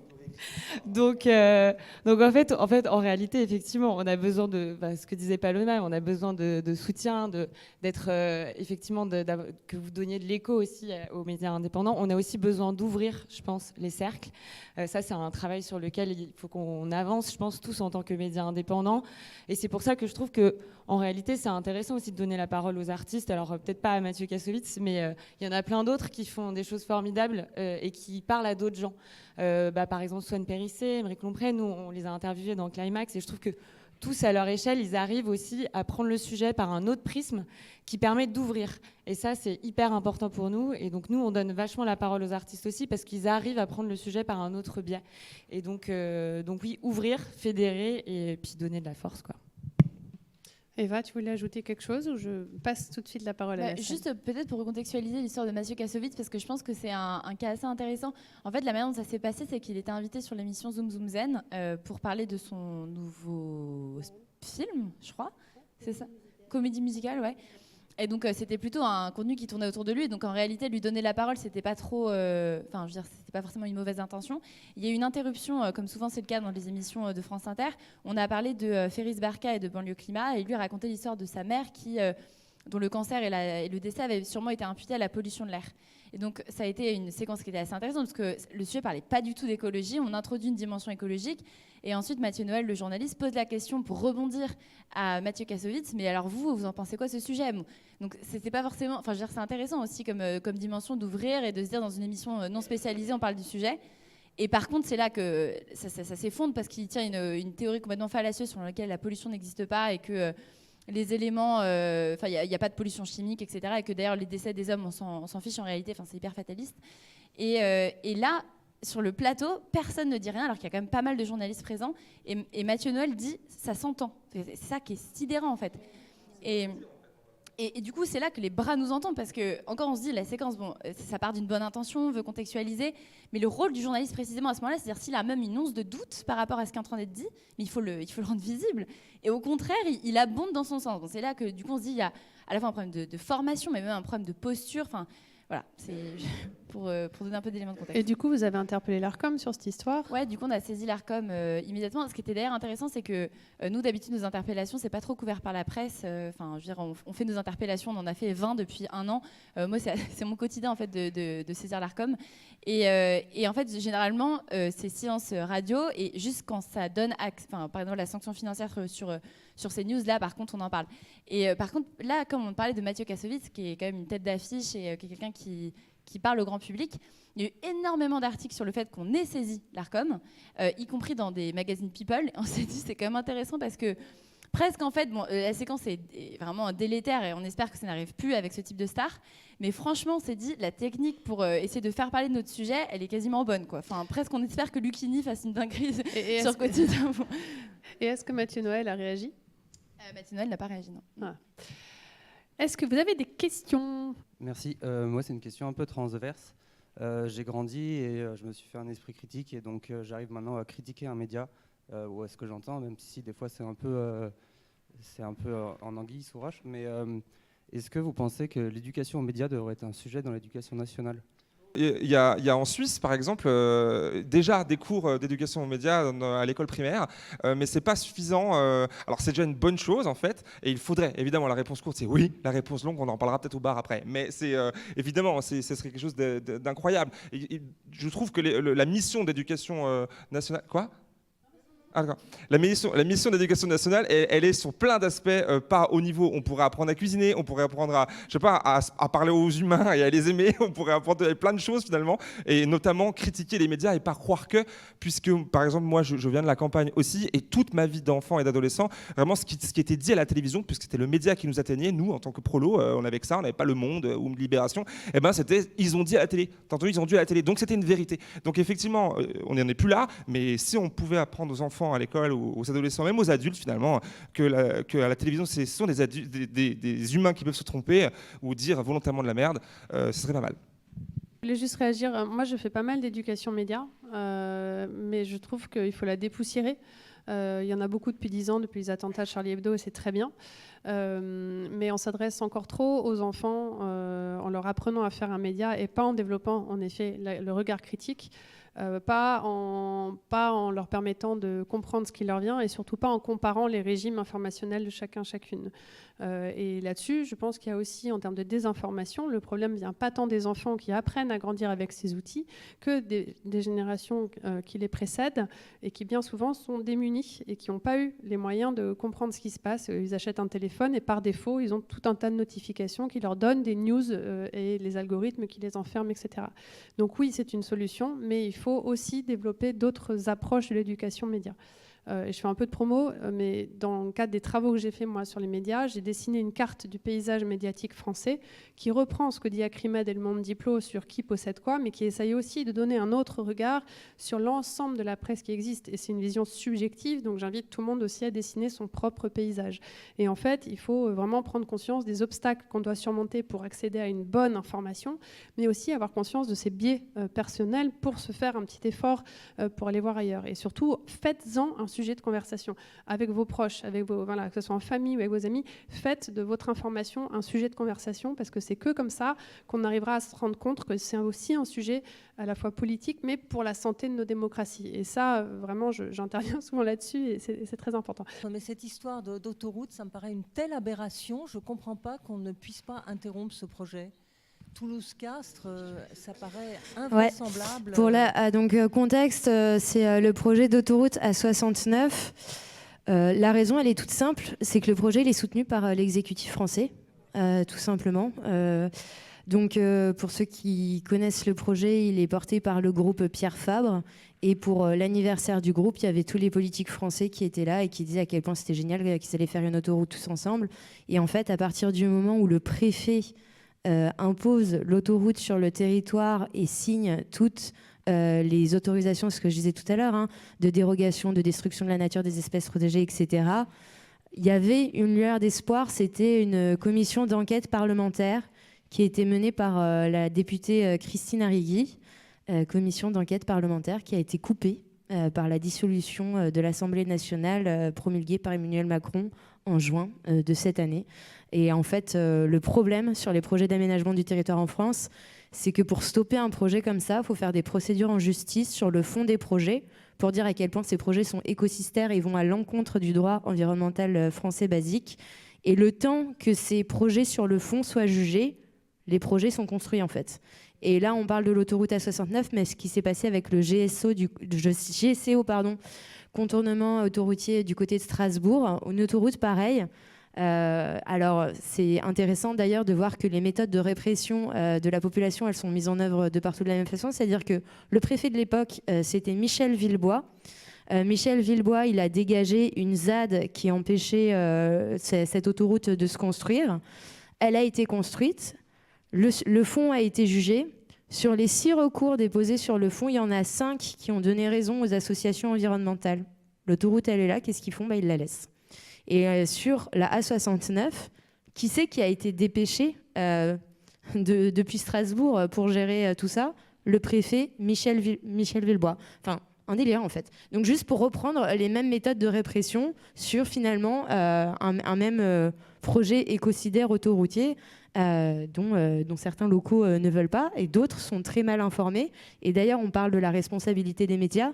Le cas de l'autoroute Toulouse-Castres, il est hyper intéressant parce qu'en fait, la Dépêche du Midi, elle fait la promotion de ce projet autoroutier depuis le début.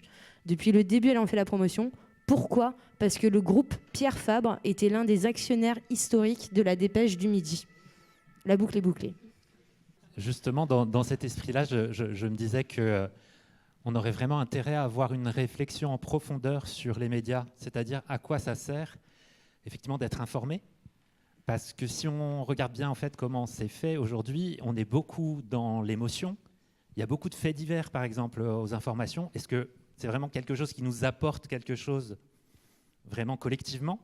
Est-ce que les médias, au fond, ça pourrait pas être utile à améliorer les choses, à savoir ce qui se fait de bien quelque part, etc. Enfin, on peut avoir une réflexion globale. Et j'aurais envie de vous poser la question, du coup, est-ce que ce serait pas une bonne idée de créer une convention citoyenne sur les médias dans laquelle ils réfléchissent à comment on organise les médias, quels sujets on choisit, comment on finance les médias, etc. etc. Ça tombe bien, il y a eu les États généraux de l'information qui ont rendu leurs conclusions dernièrement. Et c'était exactement leur rôle. Enfin, l'idée, c'était de rebrasser l'état du paysage informationnel français, de reparler du rôle de journaliste, de médias, d'accès à l'information et de son rôle en démocratie pour façonner l'opinion. Parce qu'en fait, quand même, dans notre Constitution, le droit à l'information, il y figure. C'est-à-dire que l'information de qualité, c'est même pas quelque chose qui relève du bon vouloir des journalistes. C'est un droit citoyen qu'on a le droit de réclamer. Et des conclusions, je pense que les États généraux, ils ont brassé pas mal de sujets, c'était assez intéressant en termes de démarche. Ce qui est terrible, c'est les conclusions auxquelles ils aboutissent et les leviers d'action. Et nous, les bras nous ont tombés parce qu'on a regardé, il y a très peu de choses qui relèvent du structurel. C'est beaucoup l'éducation à l'information qui revient. Ce qui est, en fait, on en parlait, c'est fondamental. Le sujet, c'est que ça dépolitise aussi vachement le sujet parce que on a l'impression que c'est entre les mains des individus de cultiver leur esprit critique. Et en fait, on ne sera jamais suffisamment puissant pour contrebalancer une information qui, d'un coup, est bombardée par TF1 à des millions de Français. Et par contre, le rôle des médias en contrebalancier pour protéger cette information, le fait d'avoir des comités de déontologie interne qui, par exemple, auxquels sont conditionnées les aides publiques, enfin, ce type de choses qui pourraient être imaginées pour tordre le bras aux médias et dire, en fait, vraiment, à un moment donné, si vous y allez pas de vous-même, on va devoir le réclamer parce qu'il y a des députés qui sont là pour ça généralement, le gouvernement aussi. Ça n'a pas été fait. Et en fait, il y avait, je crois que c'était Bruno Patino, le président d'Arte, qui était sur une matinale de France Inter le lendemain pour expliquer pourquoi est-ce que ça n'avait pas été fait. Il a été quand même un petit peu challengé par les journalistes. Et en fait, il disait, mais juste, c'est très compliqué d'y aller. Enfin, c'est le levier structurel, c'est le pavé dans la mare. Et en tant que dirigeant de médias, et c'est là aussi qu'on peut se demander si une consultation de ce type peut être vraiment menée par des médias, parce qu'ils sont quand même un peu en conflit d'intérêts. C'est trop compliqué pour eux d'aborder ces sujets. Donc c'est pour ça que c'est hyper intéressant, mais dans ces cas-là, il faudrait que les règles du jeu soient construites de sorte à ce que ça puisse vraiment bousculer quelque chose. C'est pas le cas aujourd'hui.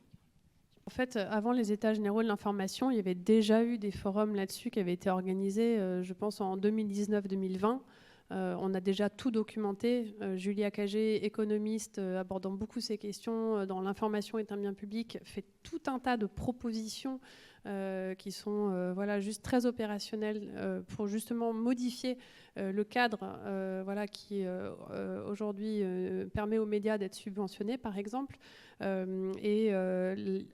Lors des États généraux de l'information, il y a eu les contre-États généraux de l'information menés par le Fonds pour une presse libre, qui a aussi fait ces propositions. Donc, si ça vous intéresse, en fait, tout existe, en fait. C'est juste une histoire de courage politique. Donc, vous des médias ou le Fonds pour une presse libre, on sait très bien, nous, journalistes, ce qu'il nous faudrait pour pouvoir mieux exercer notre métier. Et en attendant que ça bouge, il y a le travail que font quelques associations comme Quota Climat et d'autres qui sont un peu des vigies, boussoles pour ce qu'on peut faire. Il y a les organisations de journalisme, mais il y a aussi vous qui pouvez nous soutenir dans le travail que l'on mène, à comprendre qu'on a besoin aussi d'être indépendant dans tout ça. Merci. Merci déjà pour tout ce que vous faites. Ça ne devrait pas être un combat. Malheureusement, c'en est un, donc on y va. Moi, je suis Karine de l'association Foodwatch, juste pour dire d'où je parle. Et ma question, je reviens sur la transversalité qui me tient toujours à cœur. Et savoir un peu comment vous voyez les choses, comment on peut, peut-être dans vos rôles respectifs, mais aussi par rapport aux médias et à la question de l'information en général, mieux intégrer écologie et justice sociale. Et je pense à deux choses pour illustrer ça. Le glissement de terrain, la criminalisation dont on parlait, elle n'est pas que sur la question écologique. On le sait, on est de plus en plus facilement accusés d'être des défenseurs de droits fondamentaux, les fameux wokistes. Et la dernière insulte, c'est d'être des droits de l'homiste, n'est-ce pas? Donc le glissement de terrain, il est énorme sur l'écologie et le reste. Et du coup, quota climat, je m'interrogeais aussi, parce que je trouve ça très intéressant ce levier. Et est-ce que vous avez pensé à l'élargir sur d'autres sujets, ou est-ce que c'est déjà le cas, ou est-ce que vous connaissez d'autres acteurs qui le font?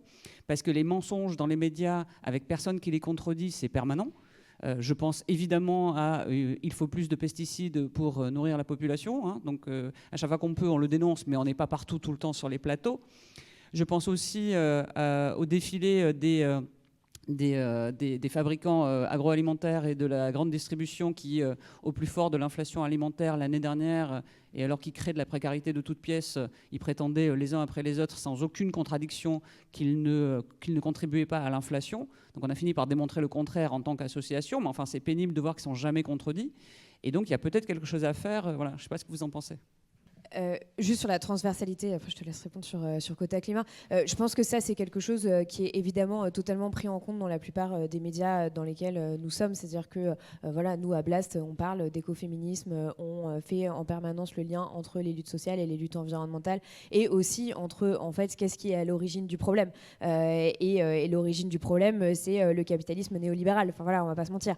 Et le problème, c'est ça aussi, c'est que souvent, dans le traitement médiatique justement des questions écologiques, on a toujours l'impression qu'il n'y a pas de responsable du problème, que nous sommes tous co-responsables de ce qui est en train de se passer.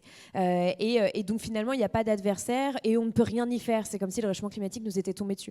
Et quand tu parlais de dépolitisation tout à l'heure, Anne-Sophie, c'est exactement ça qu'on est en train de vivre. Et c'est pour ça qu'il faut réinscrire en fait les questions écologiques dans les luttes sociales, dans les luttes féministes, dans les luttes antiracistes aussi, et comprendre en fait que derrière, et c'est là où la tâche est très difficile, ce qu'il faut, c'est d'imaginer une autre société que celle qu'on a aujourd'hui et qui nous est présentée en permanence comme un état de fait, comme une évidence, comme quelque chose qu'il ne faudrait pas remettre en question.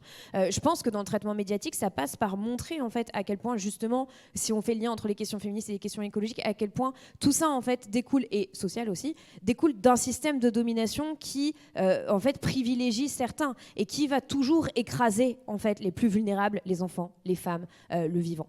Et de toujours faire le lien pour qu'en fait au bout d'un moment ça devienne une évidence et qu'il n'y ait plus cette idée de ah oui non mais ça c'est l'espèce d'éco, alors voilà maintenant c'est les féminazis, maintenant elles sont écoféministes, non mais c'est bon on arrête ces conneries, etc. Non mais je pense qu'il faut continuer en fait à marteler ces choses-là, à faire ces liens-là pour que ça devienne des évidences et que ceux qui nous renvoient une image, l'idée qu'en fait c'est eux qui détiennent le bon sens, qui ont raison, etc., deviennent ridicules, deviennent ringards. Et la dernière chose là-dessus, c'est je pense qu'en fait on peut juste regarder le budget. Hein. On peut juste regarder le budget de ce nouveau gouvernement, l'argent qu'ils ont décidé de mettre sur les questions des violences faites aux femmes, alors qu'il y avait plus d'1 milliard qui était demandé par les féministes, et l'argent qui décide de couper sur les questions écologiques, là même dans tous les dispositifs qui vont aider en fait les plus précaires. C'est-à-dire en fait sur le leasing social sur la voiture électrique, sur la rénovation thermique des bâtiments, sur les fonds verts pour les collectivités locales. Enfin, c'est terrifiant. Donc en fait, on voit bien où est-ce qu'on décide de couper l'argent, et après on explique que ah oui, bah, c'est l'austérité, enfin c'est n'importe quoi. Donc en fait, je pense que c'est ça, et malheureusement parfois ça passe par parler de sujets techniques pour montrer à quel point ces sujets techniques, ils racontent quelque chose d'une vision du monde, ils racontent quelque chose d'une vision de la politique, et à quel point aussi, en fait, sans s'en rendre compte, on se fait aussi écraser. Désolée de le dire. Sur la transversalité, justement, Paloma parlait des questions écoféministes. Il y a un sujet qui est encore moins abordé, je trouve, c'est celui du colonialisme vert. Et ça, c'est vraiment... Alors là, on est au niveau peut-être moins 15, quoi, je pense, du traitement médiatique. Et il y a vraiment des questions liées notamment à l'extraction des matières premières nécessaires à la transition énergétique qui sont, je trouve, vraiment sous-traitées. Parce que là, on ne parle pas d'émissions CO2 dans les airs, on parle vraiment de vie humaine. En RDC, l'extraction du cobalt, c'est à peu près 6 millions de morts en 20 ans. C'est 1000 viols par jour. Donc là, on est vraiment dans de la matérialité et dans du concret qui, moi, me révolte. Et je trouve que vraiment, là, ça devrait être en une de tous les journaux quotidiennement. On devrait en parler tout le temps, quoi. Et c'est vrai que c'est toujours hyper frustrant de se dire que ça va être une petite rubrique ou un petit endroit, un moment où quelqu'un va dire « Ah oui, il y a quand même les matières premières ». Mais je trouve que vraiment, on a encore beaucoup de travail à faire sur cette question du colonialisme vert. On a fait beaucoup d'efforts sur l'écoféminisme et je trouve qu'il y a un petit cran encore à passer. Sur Quota Climat, du coup, est-ce qu'on a réfléchi à élargir à d'autres sujets? En fait, nous, on s'appelle Quota Climat parce que ça marchait bien en termes de slogan, mais en réalité, on parle de tous les sujets d'écologie. Dans notre observatoire, on distingue le climat, la biodiversité et la crise des ressources comme variables qu'on quantifie en termes de prévalence dans les médias. Et ensuite, la raison pour laquelle on focalise là-dessus, c'est parce que globalement, les enjeux écologiques souffrent d'un déficit structurel de visibilité dans les médias et qu'on pourrait en réalité vouloir débunker toutes les fake news concernant par exemple l'économie, mais l'économie elle est dominante. Enfin, c'est-à-dire qu'il n'y a pas forcément besoin d'avoir ce contre-pouvoir tel qu'on en a besoin pour les questions d'écologie. En revanche, ce qu'on observe, c'est qu'il y a très peu de... Enfin, en fait, il n'y a pas vraiment d'autres associations qui font pareil que nous, sauf en Allemagne, on a trouvé une récemment, avec qui on va travailler. D'un point de vue citoyen, c'est-à-dire qu'il y a des journalistes qui se mobilisent pour mieux traiter ces questions, mais le fait de faire pression d'un point de vue extérieur et donc d'avoir aussi moins à craindre et d'avoir de la liberté de parole pour dire quand ça ne va pas, ça, c'est pas forcément un mode d'action qu'on avait observé. Et du coup, là, notre grosse priorité depuis 6 mois, c'est d'élargir ça à d'autres pays européens. Donc là, par exemple, on était en Lettonie, on a trouvé une association qui est le WWF Letton. Ils ont expliqué à quel point ils galéraient pour faire exister leur sujet, parce qu'en fait, en Lettonie, c'est déjà qu'en France, c'est pas forcément la priorité, mais alors là-bas, c'est vraiment au ras des pâquerettes. Enfin, même le gouvernement a créé il y a 1 an un ministère de l'écologie, ça n'existait pas avant. Et donc en fait, on se dit il y a quand même aussi un truc à faire en capacité de la société civile dans d'autres pays à adapter les mêmes modes d'action, puisqu'on voit que ça fonctionne en France. Bonjour, je m'appelle Lou et pour contextualiser ma question, je suis en master d'économie écologique et je suis aussi fille de journaliste. Mon père est journaliste à l'Équipe Magazine et partenaire d'un jeune journaliste qui veut se lancer dans le journalisme environnemental. J'ai eu beaucoup de discussions avec eux sur le métier de journalisme et moi ce qui en ressortait c'était l'énorme précarisation de ce métier depuis on peut discuter 30-40 dernières années et le fait que c'est énormément dur d'aujourd'hui d'être journaliste, d'avoir un emploi stable, des CDI et que globalement j'ai l'impression qu'aussi en France spécifiquement les grands médias prennent les ressortants des 3 grandes écoles de journalisme et donc du coup il y a aussi, et j'imagine que ces écoles ne font pas de l'écologie leur priorité donc ça influence aussi. Et donc du coup moi c'était un peu une question sur si vous pouvez vous étendre un peu sur comment vous avez vécu la précarisation de ce métier, votre expérience, peut-être comment vous avez surmonté ça en tant que média indépendant. Et parce que je pense qu'il y a des jeunes journalistes qui veulent se lancer dans l'environnement, mais qui sont heurtés à une précarisation et puis aussi parfois à pas trouver des emplois qui correspondent à leurs attentes, justement. Oh là là, on a beaucoup de trucs à dire, on n'aura pas le temps. Mais c'est une super bonne question. Super, merci de la poser. Effectivement, je pense que là, ça soulève une question sociale, c'est-à-dire de la reproduction sociale, en vrai. Hein, c'est ça. Si tu veux, moi, je ne sors pas d'école de journalisme. Je suis journaliste aujourd'hui de profession. Et pourtant, non. J'ai fait commerce et puis j'étais prolo. Et puis, c'était compliqué. Là, je comprends ce que tu dis là. De vivre de ce métier, c'est compliqué. Et puis, quand je parle de reproduction sociale, c'est qu'effectivement, nous avons là, autour de moi, quand par exemple, je citais le cas du Conseil des ministres le mercredi, exclusivement, cette salle qui m'est complètement hostile est composée de personnes qui ont fait Sciences Po, qui soient du côté politique que du côté journalisme. Et le midi déjeune ensemble, enfin j'exagère à peine, mais c'est vrai en vérité. Et voilà. Et c'est une chose qu'on peut dire, oh mon Dieu, c'est terrible, ils sont tous les mêmes, mais c'est pas le cas en vérité, c'est aussi le contraire. Je m'explique rapidement. C'est qu'à l'instar de l'Assemblée nationale, les médias dits dominants ne représentent pas grand monde, et encore moins en moins de monde, plus le temps passe. C'est une chose qui finalement vient à intensifier les rapports de force, je dirais, politiques entre la population que nous sommes dans notre diversité et cette élite, pour faire rapide, voilà, c'est plus complexe que ça. Et moi, je le vois d'un bon œil, c'est pour ça que malgré tout le côté négatif que je peux avoir en tête et qu'on peut se raconter là, c'est quand même positif, puisqu'en vérité, il y a un désengagement de la population, que ce soit en termes politiques, moins en moins de monde vote, etc., ce qui fait que l'Assemblée ne nous ressemble pas. Et c'est pareil avec les médias. Et ce qui fait que, voilà, tu regardes CNews et Pascal Praud, qui te racontent un peu de la bouse toute la journée, ça parle à très peu de monde dans le pays en vérité, puisque la preuve en est, hein, le score du NFP aux dernières élections, c'est eux qui arrivent en tête, et pas l'extrême droite, et pas les idées réactionnaires. Là, c'est le côté positif. Et deuxième point, et pour finir mon intervention et la réponse, le côté négatif, c'est que si nous ne gagnons pas, tout du moins si nous ne pourrons jamais gagner cette bataille, mais si nous n'avons pas le rapport de force médiatique, eh ben, ils finiront par intoxifier tout le pays et effectivement les idées réactionnaires gagneront à la fin. Donc il y a un combat d'équilibre à mener et ça passe par recruter des journalistes qui ne sortent pas d'école de journalisme, pas que, c'est pas toutes les mêmes, mais encore une fois, pour faire le rapport avec l'Assemblée nationale, il faut des députés qui viennent de partout, comme il faut des journalistes pour qu'ils puissent raconter le monde et la France et tout ça, qui viennent de partout. Voilà, un peu comme la diversité dans la nature. Ouais, alors, petit point biographie, je ne vais pas être trop longue, je vous promets.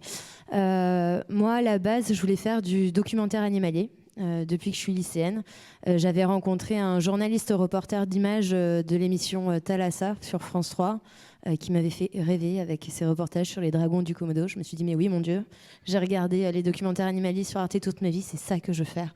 Et en fait, j'ai d'abord travaillé dans une agence de production audiovisuelle pour me former techniquement à la vidéo pendant 6 ans.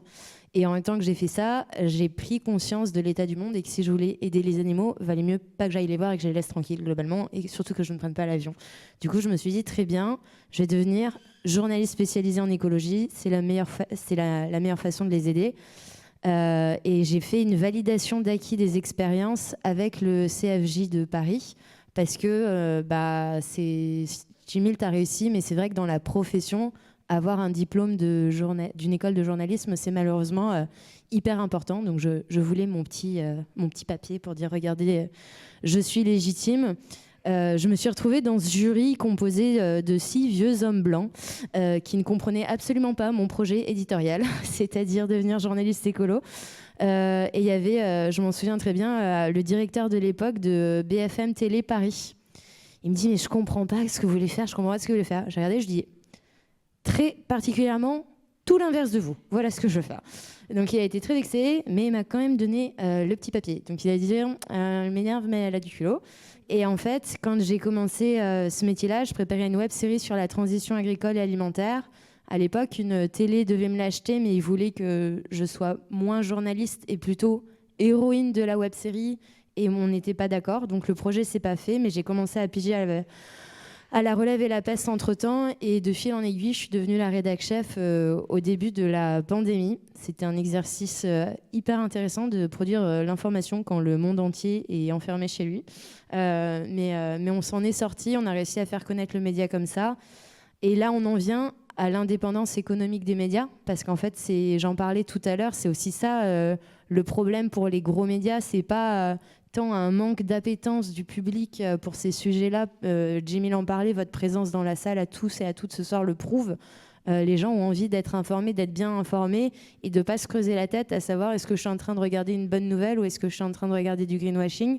Malheureusement, le modèle des médias dominants repose sur des revenus publicitaires, voire sur les revenus des actionnaires qui ont des multinationales. Nous, à La Relève et la Peste, on a beaucoup parlé de la façon dont l'extrême droitisation des médias détenus par Bolloré sert ses intérêts économiques directement dans le reste du monde, et ça rejoint le colonialisme vers Lorraine que tu évoquais. Nous, on en parle beaucoup, et on peut le faire parce qu'on est indépendant en fait, parce qu'on ne dispose d'aucune subvention publique, parce qu'on ne dispose de revenus d'aucune publicité, parce que nous n'avons aucun mécène, on vit exclusivement de la vente de nos livres. Il y a d'autres médias qui ont des modèles économiques différents. Le média, voilà, vous avez des sociétaires, vous êtes une coopérative. Climax, vous avez vos fansives, c'est ça qui vous font vivre. Et en fait, là, je pense que le nerf de la guerre quand on se lance dans le journalisme, et à fortiori le journalisme environnemental, c'est de trouver un modèle économique qui garantisse son indépendance tout de suite. Et ce que je dis pour les médias, je le dis aussi pour le tissu associatif. J'ai une mauvaise nouvelle s'il y en a qui travaillent là-dedans, pour la plupart d'entre vous. Là, on rentre en crise d'austérité. Ça veut dire que les subventions publiques pour le tissu associatif, elles vont baisser radicalement. Donc je ne sais pas trop vers quelle France on se dirige économiquement d'ici les 2 prochaines années. Mais ça va être de plus en plus difficile de trouver de l'argent pour financer les initiatives, qu'elles soient journalistiques, citoyennes ou entrepreneuriales, en faveur de la transition écologique et sociale. Et c'est pour ça que des initiatives comme Coop Média, comme le fait d'acheter Climax, d'être sociétaire de Le Média, d'acheter les livres de La Relève, c'est hyper important de nos jours, parce qu'en fait, c'est clairement la façon dont on va décider d'aiguiller notre argent, nous citoyens tous ensemble, qui va faire qu'on va pouvoir résister face à Bolloré. Merci Laurie.